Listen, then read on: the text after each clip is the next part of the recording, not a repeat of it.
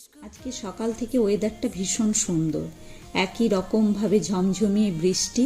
আর এই বর্ষাকালের বৃষ্টি দেখলেই যেটা খেতে ভীষণ ইচ্ছে হয় তা হলো খিচুড়ি। ভাত খেতে একদমই ইচ্ছে করে না, তাই আজকে দুপুরবেলা বানিয়ে নিয়েছিলাম গোবিন্দভোগ চালের খিচুড়ি। খিচুড়িটা গোবিন্দভোগ চালেরই খেতে ভীষণ ভালো লাগে। এর সাথে ছিল লেবু, লঙ্কা আর বানিয়েছিলাম মোচার বড়া।